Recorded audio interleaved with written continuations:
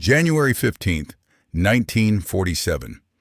A woman walks through a vacant lot in Los Angeles with her 2-year-old daughter. She sees something on the ground. At first she thinks it's a broken mannequin, a display dummy someone threw away. Then she looks closer. It is a young woman. She is lying face up, just inches from the sidewalk. Her hands above her head, her eyes open. Her body has been cut clean in half at the waist, drained completely of blood, and arranged deliberately, carefully, as if posed for a photograph. The woman grabs her daughter and runs.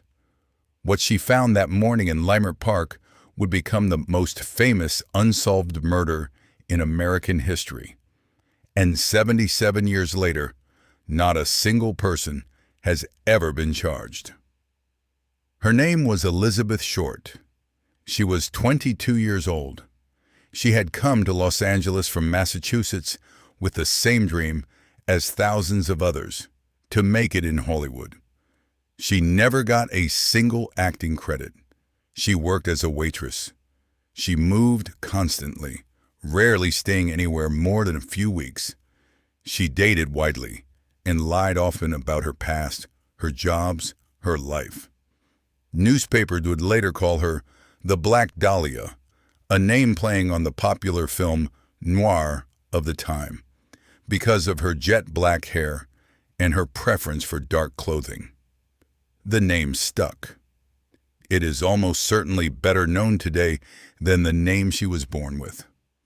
The last confirmed sighting of Elizabeth Short alive was January 9th, 1947. She stepped out of a car at the Biltmore Hotel in downtown Los Angeles. She was wearing a black suit, white gloves, carrying a black handbag. She walked through the hotel lobby, out through a side entrance, and into 6 days of complete darkness. Nobody knows where she was between January 9th and the morning her body was found. Nobody has ever been able to account for those 6 days. And in those 6 days, everything happened. The autopsy revealed details that shocked even the most experienced investigators. Elizabeth Short had been tortured for an extended period of time before she died. Her body showed evidence of being bound at the wrists and ankles. There were deep lacerations across her face, cuts made from the corners of her mouth toward her ears. Whole sections of skin had been removed from her body. She had died from blows to the head and face, a cerebral hemorrhage. But here is what elevated this case above every other murder investigation of its time. Her body had been completely drained of blood, surgically bisected at the waist, and then cleaned, scrubbed almost completely clean before being placed in that lot. This was not a crime of passion. This was not impulsive or frantic. Whoever did this took their time. They had knowledge. They had tools. They had somewhere private to work. And they had enough confidence to drive that body to a public sidewalk and leave it where it would be found. The LAPD investigation that followed was one of the largest in the department's history. Over 750 investigators worked the case.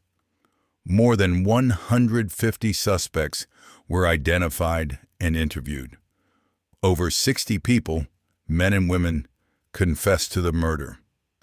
Every single one was eventually cleared.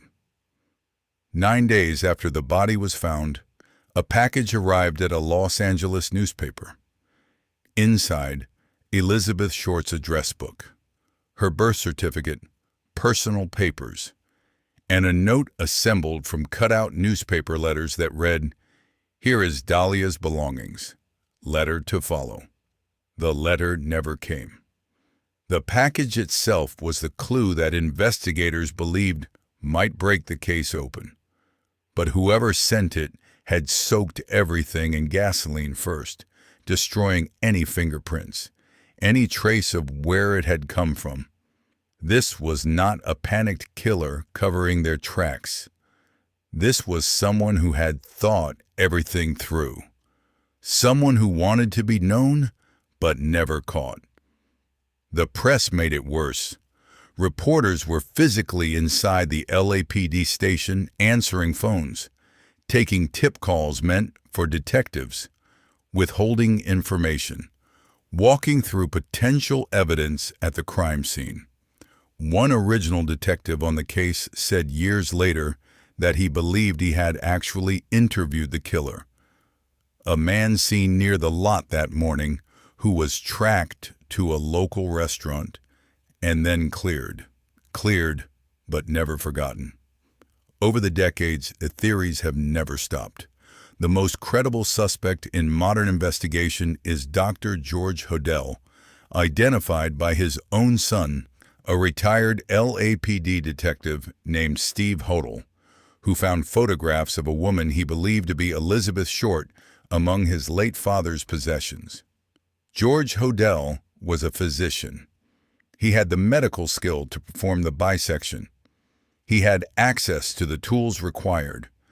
The LAPD had actually tapped his phone in 1950 and recorded him apparently confessing to the murder of his secretary.